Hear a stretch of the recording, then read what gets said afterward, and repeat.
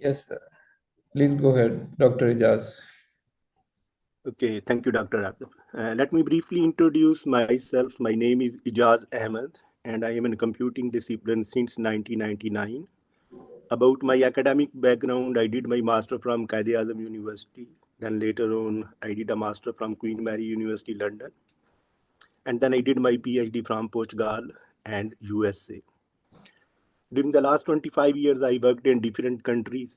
Primarily, I worked in UAE, Oman, South Korea, Portugal, and now I am in London. And to some extent, I was also associated with the Australian University as well. During these years, I worked in different organizations, and primarily I worked with NASA, and then in a couple of software industry back in Pakistan. So that's a very brief introduction about myself. So let's start with today's topic. Basically आज के lecture में मैंने जो है कुछ insights आपके साथ discuss करनी है कि हम जो फाइनल ईयर के प्रोजेक्ट कराते हैं उसमें हमें किन किन चीज़ों का ख्याल रखना चाहिए. दैट्स माय पर्सनल एक्सपीरियंस जो मैं आपके साथ शेयर करना चाहता हूँ. एंड उसके साथ साथ जो बेस्ट सॉफ्ट इंजीनियरिंग प्रैक्टिसेस हैं उनको भी मैं हाईलाइट करूँगा. ऑफ कोर्स ये सेशन 1.5 आवर का है, तो इसमें मैं उन टेक्निक्स पे डिटेल में तो नहीं बात कर पाऊँगा, लेकिन एक जनरल ओवरव्यू जो है वो डेफिनेटली मैं आपके सामने ज़रूर रखूँगा. बाकी जब टेक्निक्स के नाम आपके सामने आ जाएंगे तो जो भी इंडिविजुअल है वो अपने तौर पे उनको सर्च आउट करके वो चीज़ों को फर्दर डिटेल्स में देख सकता है. So doctor Atif, please next slide.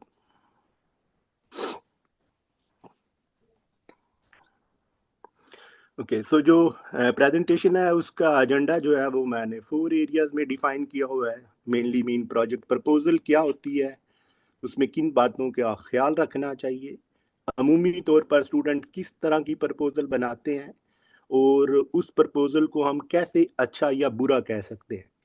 यहाँ पर मैं एक बात करना चाहता हूँ कि जब भी हमने किसी चीज़ को अच्छा या बुरा कहना है तो डेफिनेटली उसका कोई ना कोई मीट्रिक्स होना चाहिए, कोई ना कोई पैमाना होना चाहिए. बगैर पैमाने के तो हम कुछ नहीं कह सकते. तो अगर वो मीट्रिक्स और पैमाने हमें क्लियर होंगे, हमारे तालिब इल्म को क्लियर होंगे, तो फिर हम देख सकते हैं कि जी वो चेक बॉक्स जो है वो पूरे हुए हैं या नहीं हुए. तो पहली चीज़ ये है कि हमें क्लैरिटी होनी चाहिए. हमें क्लैरिटी होनी चाहिए ना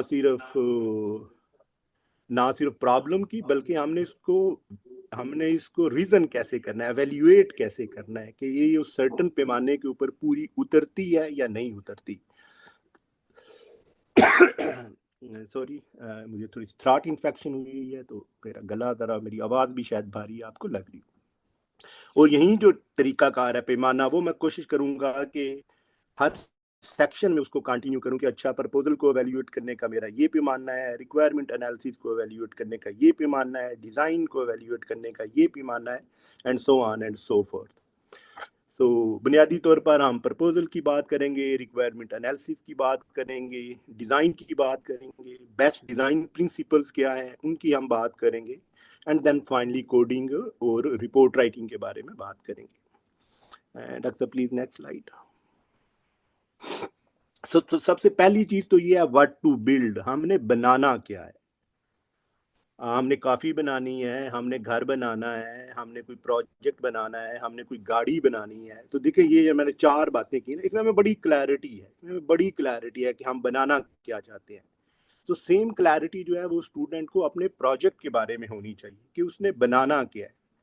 क्योंकि जब तक क्लैरिटी नहीं होगी, लेट्स अज्यूम किसी चीज़ के बारे में क्लैरिटी नहीं है, तो फाइनल प्रोडक्ट डेफिनेटली जो है वो हमारी एक्सपेक्टेशन के मुताबिक नहीं होगी. और अमूमी तौर पे आपने सुना होगा कि सॉफ्टवेयर जब तैयार हो जाता है तो वो कस्टमर की एक्सपेक्टेशन के मुताबिक नहीं होता. तो इसका मतलब ये है कि इसमें ना तो कोडिंग का मसला था, ना डिज़ाइन का मसला था, प्रॉब्लम को अंडरस्टैंड करने का ही मसला था.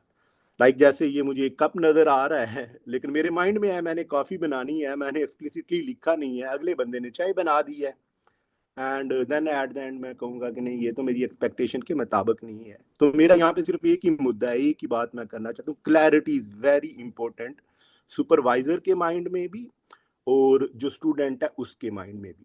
अब वो क्लैरिटी के लिए ऑफ कोर्स इन्होंने टेम्पलेट भी डिफाइन किए हुए हैं, IEEE के भी हैं, बाकी भी बहुत सारी आप कह लें जो ऑर्गेनाइजेशन है उन्होंने टेम्पलेट्स डिफाइन किए हुए हैं. लेकिन मेरा पॉइंट ऑफ व्यू है कि उन टेम्पलेट्स में उलझे बगैर पहले ये कोई डिस्कशन के साथ ये ज़रूर डिफाइन कर लिया जाए कि हमने बनाना क्या है। देखिए, हम लोग अगर घर भी बनाने जाते हैं तो हमें बड़ा क्लियर होता है कि कितने बेडरूम उसके अंदर होंगे, कितने किचन होंगे, कितने वॉशरूम होंगे, टीवी लाउंज होगा नहीं होगा। तो जब हम एक आर्किटेक्ट के पास जाते हैं तो हम उसको ये सारी चीज़ें बताते हैं, सारी चीज़ें।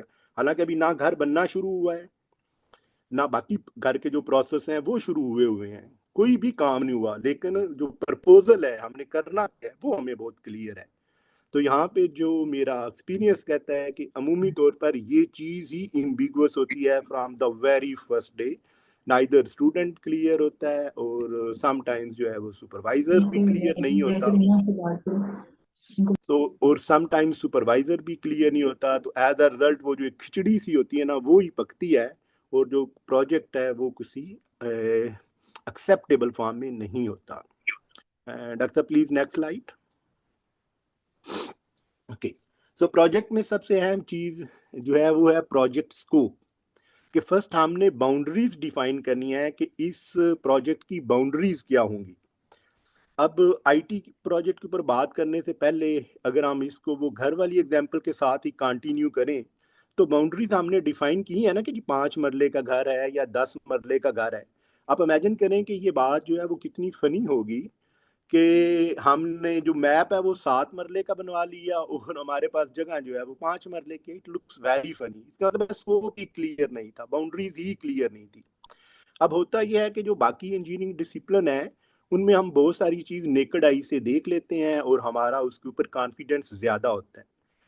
बजाय जो सॉफ्टवेयर के प्रोजेक्ट होते हैं उनमें हम चीज़ों को नेकड आई से नहीं देख पाते और एज अ रिजल्ट जो है हमें स्कोप क्लियर नहीं होता।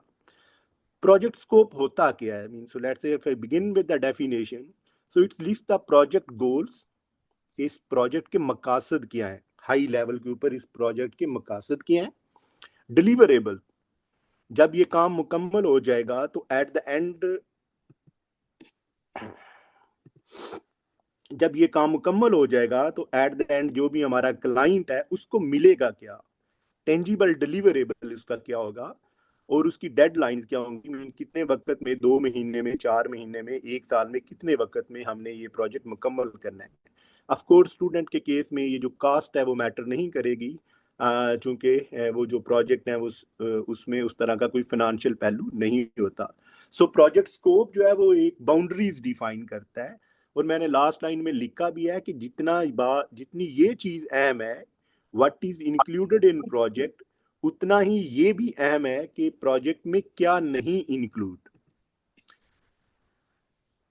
So that's about projects, that's about a project scope, that we have to clearly define what is included in our project and what is not included in our project। अगर boundaries जो हैं वो इम्बिगुअस हैं सो उनको हमें highlight करना चाहिए। अच्छा, अब इसको हम एक मिसाल से ज़रा इस बात को ज़रा वाज़ा कर लेते हैं। लेट्स सपोज एक तालिब इल्म कहता है जी कि मैंने लाइब्रेरी इंफॉर्मेशन सिस्टम बनाना है।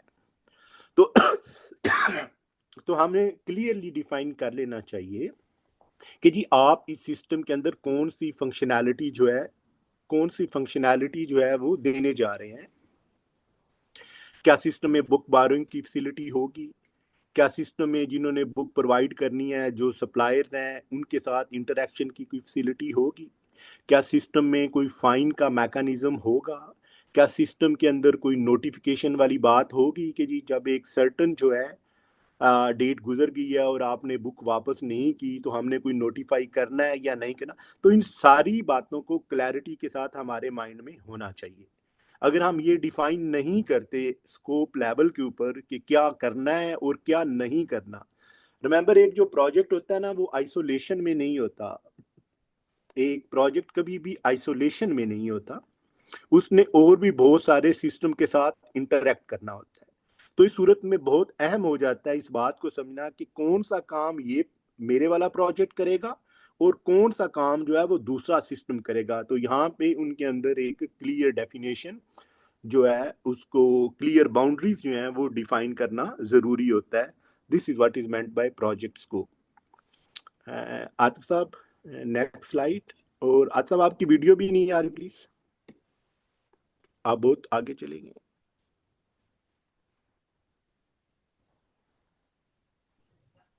अच्छा, मैं अब ये ठीक है। हाँ जी, अब ठीक है काइंडली। और मेरे एक जरा पीछे जाएंगे, हम स्लाइड ने कोई मिस तो नहीं कर दिया हमने? और पीछे जाएंगे। Okay next. यप।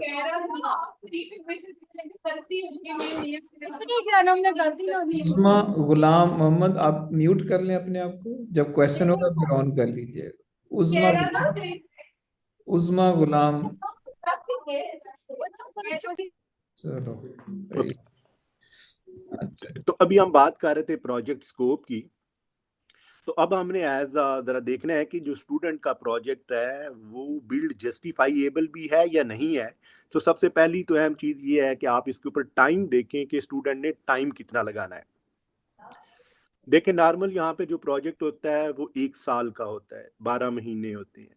और एक प्रोजेक्ट को काम करने के लिए 3 स्टूडेंट, अमूमी तौर पे 3 या 4 का ग्रुप बनता है। तो ये मिल मिला के 36 या 48 मंथ्स बन जाते हैं, ऑलमोस्ट 3 या 4 साल बन जाते हैं। तो क्या वाकई ही 3 साल की एफर्ट का वो जो प्रोजेक्ट बनाते हैं उसमें वो 3 साल की एफर्ट नजर आती है? That is another way to view at the thing, कि हम उसके बारे में यस या नो कह सकते हैं कि नहीं, आप 3 लोग काम कर रहे हैं, इमेजिन तो करें कि टाइम आपने कितना लगाना है। हम सब लोग जिन लोगों ने जानते हैं कि 3 साल के अंदर तो एक पीएचडी का थीसिस हो जाता है। सो क्या ये बिल्ड जस्टिफाइएबल है या नहीं है? So once a student discuss the project proposal, so आप उसको इस हवाले से जो है वो देख सकते हैं। पर्सनल एक्सपीरियंस मेरा यही सजेस्ट करता है कि अमूमी तौर पर स्टूडेंट के जो प्रोजेक्ट हैं उनका स्कोप बड़ा ही लिमिटेड होता है। और फिर एक और बात भी याद रखें कि ये जो स्टूडेंट ग्रुप्स का कॉन्सेप्ट आया है ये तो रिसेंटली मार्केट में कोई पिछले 5 या 10 साल से आया है। वरना अगर हम थोड़ा सा जरा बैक चले जाएं, लेट्स सपोज मैं अपने कंप्यूटिंग इरा वाले दौर में चला जाऊं, तो उस दौर में एक स्टूडेंट ही प्रोजेक्ट करता था, कोई ग्रुपिंग नहीं होती थी, नथिंग होता था। तो अब वक्त के साथ साथ हमारे प्रोजेक्ट का स्कोप भी कम होता जा रहा है और उसमें हम जो number of resources, I mean जो स्टूडेंट्स होते हैं, वो भी हम बढ़ाते जा रहे हैं। तो यहाँ पे आप उनकी एफर्ट को भी गेज कर सकते हैं। तो यही जो मैंने शुरू में स्टार्ट किया था कि किसी भी चीज़ को अच्छा या बुरा कहने के लिए हमारे पास कोई पैमाना तो होना चाहिए। तो 2 पैमाने जो है वो मैं आपके साथ डिस्कस कर रहा हूँ। एक तो उसकी एफर्ट को आप देखें, और दूसरा देखें कि क्या वो जो जितनी क्लैरिटी के साथ हम ये कहते हैं कि मैंने काफ़ी बनानी है, क्या वाकई इतना क्लियर है स्टूडेंट के जेन में वो प्रोजेक्ट, या वो इम्बिगुअस है? अगर वो इम्बिगुअस है तो फिर डेफिनेटली इसके ऊपर रीवर्क करने की ज़रूरत है और कॉन्सेप्ट्स को क्लियर करना ज़रूरी है। फिर प्रोजेक्ट के केस में ये होता है कि जी कौन से टूल्स उसने अप्लाई करने हैं, और क्या वो वाकई टूल्स जो हैं वो वर्दी हैं उसको काम करने के लिए। चूंकि एक काम को करने के लिए हम बहुत सारे टूल इस्तेमाल कर सकते हैं ना, बहुत सारी लैंग्वेजेस इस्तेमाल कर सकते हैं। तो क्या वो लैंग्वेजेस जो है वो मार्केट की नीड है या नहीं है? अगर ऐसा केस नहीं है तो देन अगेन उसको रीथिंक करने की जरूरत है। क्योंकि लेट्स सपोज मैंने अगर एक वेबसाइट ही बनानी है तो उसके फ्रेमवर्क भी अवेलेबल है और मैं स्क्रैच से पीएचपी से भी वो काम कर सकता हूँ। तो वो मैंने फिर एफर्ट के साथ देखना है कि जी अगर ये इसने फ्रेमवर्क यूज किया तो ये जो 4 पेज हैं या 10 पेज हैं ये तो जस्ट लाइक 2-3 दिन का काम है। तो एटलीस्ट स्टूडेंट करेगा क्या? तो इस हवाले से प्रोजेक्ट प्रपोजल को एक सुपरवाइजर को क्रिटिकल आई से देखना चाहिए कि शुड वी प्रोसीड और हमें इसके ऊपर मजीद काम करने की जरूरत है। एंड अक्सर प्लीज नेक्स्ट स्लाइड। ये बातें ऑलमोस्ट मैं पहले ही कर चुका हूँ कि मेरा जो पर्सनल एक्सपीरियंस है प्रोजेक्ट के बारे में स्टूडेंट को करवाने के, तो एक तो ये है कि उनका स्कोप बहुत लिमिटेड होता है। ये एक्सपीरियंस जो है वो मैंने 3 डिफरेंट आप कहें रोल्स में देखा है। एज अ सुपरवाइजर भी रोल देखा है, फिर मैं सुपरवाइजर कमेटी का हेड भी था उसके रोल में भी देखा है, और एज एन एक्सटर्नल एग्जामिनर भी देखा है कि एट द एंड जो स्टूडेंट की एफर्ट है वो बहुत मिनिमल होती है। हम इसमें क्या कर सकते हैं? एक पॉसिबिलिटी तो ये है कि आप स्मॉल ग्रुप बनाएं। That's why most of the time मैंने जिन स्टूडेंट के साथ प्रोजेक्ट किया है मैं उनको कहता था कि आप अकेले ही भाई ये प्रोजेक्ट करें, जो आप प्रपोजल लेके आए हैं मुझे इसमें इतना काम नजर नहीं आता कि मैं 3 बच्चे उसके ऊपर इन्वेस्ट करूं। या फिर वाइस वर्सा ये है कि प्रोजेक्ट का स्कोप जो है वो बढ़ाएं। यही दोनों पॉसिबिलिटीज हैं as well as project scope is concern. Please next slide आता सर। ये एक बड़ा बेसिक सा टेम्पलेट है जो हम लोग यूज करते हैं, even sometimes card of mat में भी हम यही टेम्पलेट यूज करते हैं कि इस टेम्पलेट में जब, लेकिन अमूमी तौर पे हम ये टेम्पलेट्स 2-3 मीटिंग के बाद स्टूडेंट को देते हैं। पहली जो हमारी 2-3 मीटिंग होती हैं वो वर्बल होती हैं, स्टूडेंट से उसकी आइडिया के बारे में पूछा जाता है, उसको रिफाइन किया जाता है अगर करने की ज़रूरत पड़े। एंड देन फाइनली हम उसको कहते हैं कि जी आप अपनी जो स्टेटमेंट है वो हमें लिख के दे दें कि जी आपने इस प्रोजेक्ट में क्या क्या करना है। और देन अगेन ये बातें जो मैंने आपके साथ की हैं ये हम उनके साथ डिस्कशन में भी करते हैं कि जी आप इसको क्लैरिटी के साथ लिखें, अगर आपको क्लियर नहीं है तो आप अभी क्वेश्चन कर लें। तो फिर हमारा यहाँ से जो है ना एक प्रोजेक्ट का प्रोसेस शुरू हो जाता है। हम उन्हें कहते हैं जी कि आप अपनी प्रपोजल जमा, इसमें देख लें कोई लंबी चौड़ी नहीं, जस्ट 1 पेज का होता है अमूमी तौर पे, हम जिसमें वो अपने प्रोजेक्ट की लिटिल बिट डिस्क्रिप्शन देता है और उसके बारे में बताता है और टाइमलाइन जो है वो प्रपोज करता है कि मैंने ये कैसे करना है। टाइमलाइन के लिए अमूमी तौर पे हम गैंट चार्ट ही यूज़ करते हैं, बहुत सारे टूल अवेलेबल हैं जिसमें स्टूडेंट गैंट चार्ट बना के सबमिट करवा देते हैं। नेक्स्ट स्लाइड आता सब। ओके, अब उसके बाद जो मेन काम शुरू होता है वो होता है रिक्वायरमेंट एनालिसिस। रिक्वायरमेंट एनालिसिस ने सिस्टम को डिस्क्राइब करना होता है both functional point of view से और non functional point of view से। सॉफ्टवेयर इंजीनियरिंग में हम एक साइकिल की बात करते हैं, एक व्हाट होता है और एक हाउ होता है। व्हाट करना क्या है और हाउ करेंगे कैसे, ये दो अलग अलग सवाल है। तो रिक्वायरमेंट एनालिसिस में सारा फोकस इस बात के ऊपर होता है कि करना क्या है, करना कैसे है, इसकी कभी भी डिस्कशन नहीं की जाती, ताकि एक पूरी आज़ादी हो स्टूडेंट के पास कि पहले वो जो कुछ करना चाहता है वो तो लिखे ना जी, फिर उसमें जो नहीं किया जा सकता उसके ऊपर बंदा क्रॉस कर लेता है कि नहीं ये जो आपकी रिक्वायरमेंट्स है ये तो टू मच एडवांस्ड है विद इन टाइम फ्रेम। तो यहाँ पे स्टूडेंट को पूरी आज़ादी दी जाती है। समटाइम स्टूडेंट कहते भी हैं, मैं आपको अपना पर्सनल एक्सपीरियंस बताता हूँ कि सर अगर मैंने अभी लिख दिया कि मैंने क्या करना है और बाद में मैं ना कर पाया तो फिर क्या होगा। तो मैं उन्हें कहता हूँ कि आप बिल्कुल इस बारे में फिक्रमंद ना हो, आप अपना रिक्वायरमेंट एनालिसिस मुकम्मल करें एंड देन नीचे एक पैराग्राफ ऐड कर दें कि जी ये मेरा रिक्वायरमेंट एनालिसिस था, अब मैंने इसमें से ये रिक्वायरमेंट्स पिक की हैं। तो कोई भी आपको चैलेंज नहीं करेगा कि जी आपने ये क्यों पिक की हैं। तो एटलीस्ट शुरू में तो अपना फ्रेम ऑफ माइंड जो है वो ओपन रखें ना। अगर आप पहले दिन से ही आपके माइंड में ये खदशा है कि ये हो पाएगा या नहीं हो पाएगा। और एक चीज होती है वो माइंड में कहते हैं सिंगल टास्क, ये एक ह्यूमन साइकोलॉजी है कि अगर आपके माइंड में सिंगल टास्क है तो वो आप बेहतर कर पाएंगे, लेकिन अगर आप बहुत सारी टास्क को माइंड में रख रहे हैं तो फिर सारी टास्क जो है वो अधूरी रह जाएंगी। तो यहाँ पे सिंगल पॉइंट एजेंडा है, करना क्या है। और इस एजेंडे के लिए बंदे का कंप्यूटर साइंटिस्ट होना भी कोई जरूरी नहीं है। हमने कोई कंप्यूटिंग की बात नहीं कर रहे, हम तो बड़ी सादा सादा बातें कर रहे हैं कि भैया करना क्या है। अब यह है कि आज के दौर में तकरीबन हर ग्रेजुएट जो है उसने बहुत सारी एप्लीकेशन यूज़ की होती हैं। उसने वर्ड यूज़ किया होता है, उसने जूम यूज़ किया होता है, वो गेमें खेल रहा होता है, वो सोशल नेटवर्क यूज़ कर रहा होता है। तो बस उसमें यही उसको कहा है, ये तो आप कंप्यूटर साइंस का बंदा नहीं भी है कोई, आपका सोशल साइंसिस का भी है, तो उसको कहते बता दें करना क्या है, कौन कौन से फीचर आपने लाने। तो यहाँ पे जो इम्पोर्टेंट चीज़ है वो ये है कि focus is on what you want to do, what the functionality system will provide. How की बिल्कुल बात ही नहीं करनी, क्योंकि अगर अभी हम हाउ में उलझ गए तो फिर व्हाट का कंप्लीट आंसर हमें नहीं मिलेगा। Ask questions from the requirement, do they fulfil scope of the project. अब ये था कि जो स्कोप उसने लिखा था वो तो एक पैराग्राफ था या 2 पैराग्राफ था, तो अब वो अपने स्कोप को, वो रिक्वायरमेंट्स आ रही है सामने, तो यहाँ पे क्वेश्चन करें कि जी ये इसने जो मुझे रिक्वायरमेंट, अभी मैं आगे एक एग्जांपल से आपको बात डिमॉन्स्ट्रेट भी करूंगा। तो यहाँ पे क्वेश्चन करें अपने आप को, स्टूडेंट को, कि भाई क्या ये स्कोप फुलफिल हो रहा है या नहीं हो रहा। अगर नहीं हो रहा तो देन डेफिनेटली सिस्टम को मजीद रिक्वायरमेंट्स ऐड करने की जरूरत है। और जब ये चीज़ें हो जाएं तो इसमें फिर सॉफ्टवेयर इंजीनियरिंग कहती है कि जी अमूमी तौर पे ये एक आप कह लें कि नई बहस होगी, लेकिन मैं एक जस्ट उसका एक ओवरव्यू कह देता हूँ कि फिर अमूमी तौर पे हम कहते हैं कि कई दफ़ा चीज़ें क्लियर नहीं होती, तो बेहतर है कि उनके लिए कोई ना कोई डायग्राम बना लें ताकि बात मजीद पुख्ता हो जाए कि आपने करना क्या है। तो यहाँ पे हम यूज़ केसेस बनाते हैं।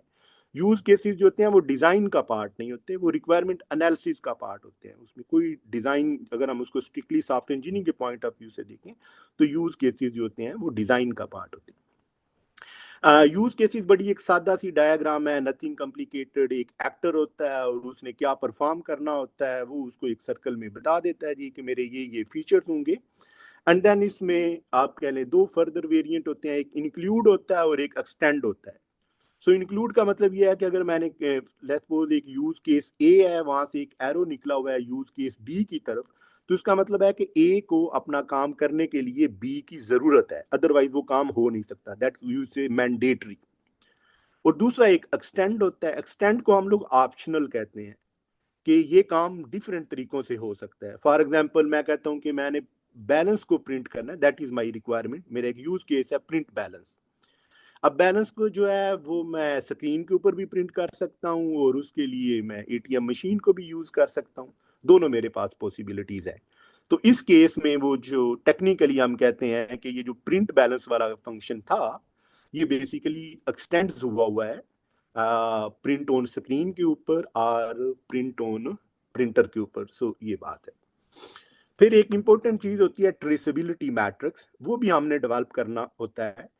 ये आगे आके मैं आपको जरा बता दूंगा जी ट्रेसेबिलिटी मैट्रिक्स क्या होता है, और इसको हमने फिर thoroughly up till quality assurance तक लेके चलना होता है, हर फेज में हम इसको फिल अप कर रहे होते हैं।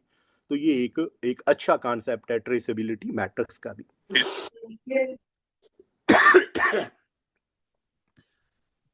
अब जो हमारी रिक्वायरमेंट्स हैं उनके बारे में एक बात की जाती है कि दे शुड बी कम्प्रीहेंसिव। अच्छा sir,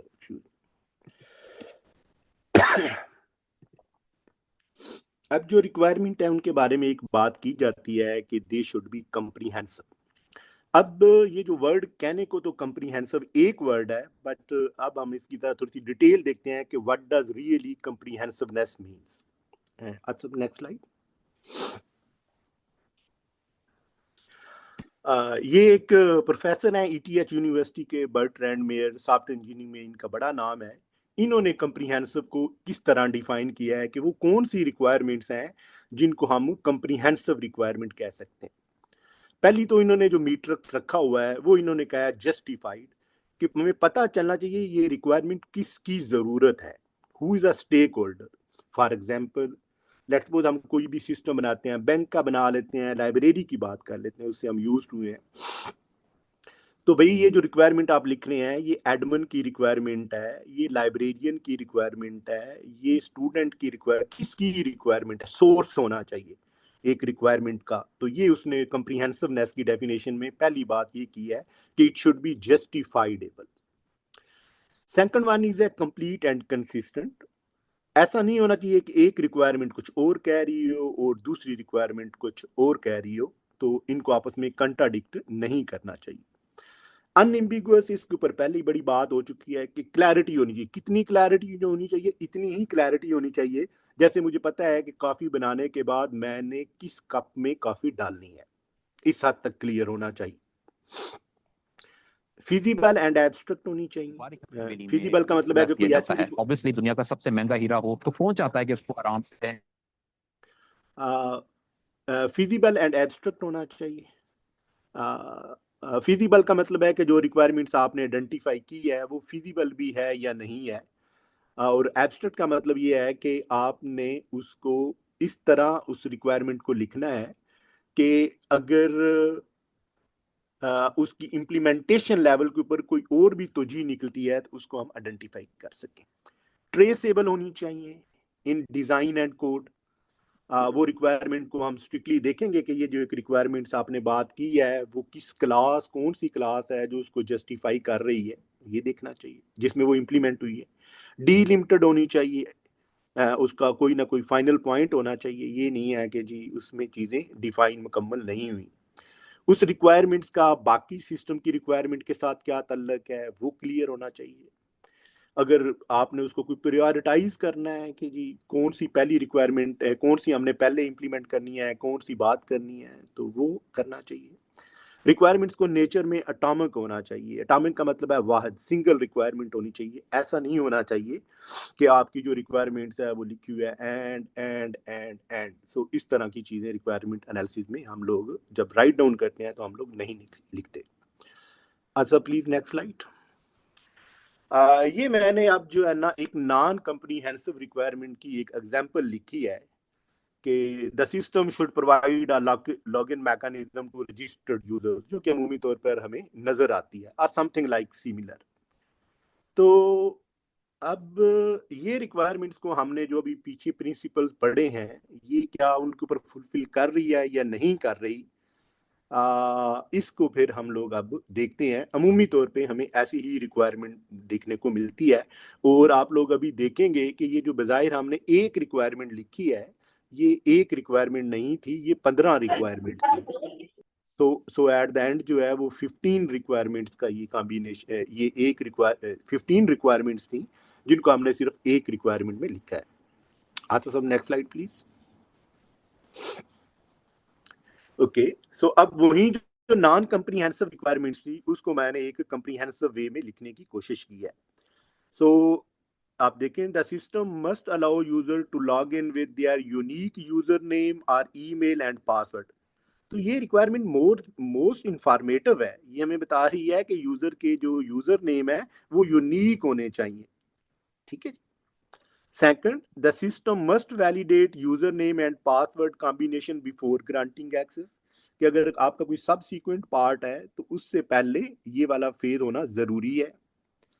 If the user entered incorrect login detail, the system should display an error message indicating invalid credentials. The system must provide forget password option on the login page. Of course, sometime हम password भूल जाते हैं या user name भूल जाते हैं, तो ये ऑप्शन होनी चाहिए। यूजर के पास पासवर्ड को रीसेट करने की ऑप्शन होनी चाहिए, और जब वो रीसेट के लिंक को क्लिक करे तो फिर वो एक नया पासवर्ड क्रिएट करने की भी उसके पास फैसिलिटी होनी चाहिए। आज सब नेक्स्ट प्लीज। अकाउंट लॉक, अगर किसी बंदे ने 3 या 5 दफा अटेम्प्ट किया है जो भी नंबर हमने डिफाइन करना है, तो उसका अकाउंट अनलॉक कर दिया जाएगा, लॉक कर दिया जाएगा successful. On lock the system should display a message explaining, उसको बताना चाहिए कि जी क्यों आपका जो अकाउंट है वो लॉक कर दिया गया है, और उसको देन फिर लॉक आउट करने की जो भी तरीकाकार है वो उसको ईमेल जाएगा। फिर 2 फैक्टर ऑथेंटिकेशन हम सिस्टम में ऐड करेंगे, और ओटीपी कोड आएगा आपके मोबाइल के ऊपर या माइक्रोसॉफ्ट ऑथेंटिकेटर के ऊपर। आज सब next slide please. Then session management होगी कि भाई 30 मिनट्स तक आप एक लॉगिन रह सकते हैं, अगर वो इनएक्टिव होता है तो फिर वो ऑटोमेटिकली आपको लॉग आउट कर दिया जाएगा, and then so on and so forth. So यहाँ पे बात करने का मकसद ये था आपके साथ कि देखिए, वो एक रिक्वायरमेंट जो हम एक या दो रिक्वायरमेंट समझ रहे थे, असल में वो दो नहीं थी, वो तो 15 रिक्वायरमेंट थी।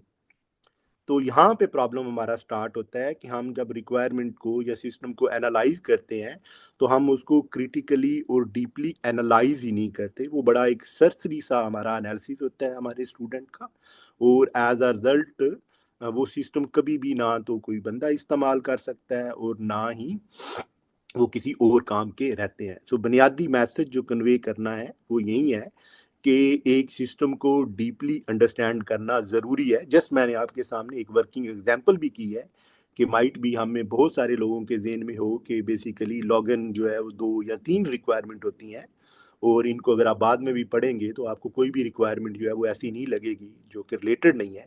तो आपने देखा कि एक्चुअली जो है ये तो 15 या 20 रिक्वायरमेंट्स थी जिनको हमने सिर्फ 2 पर।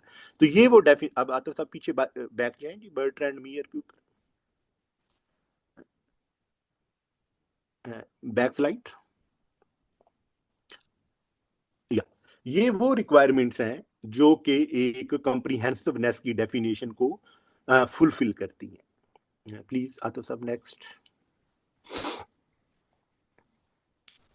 ओके,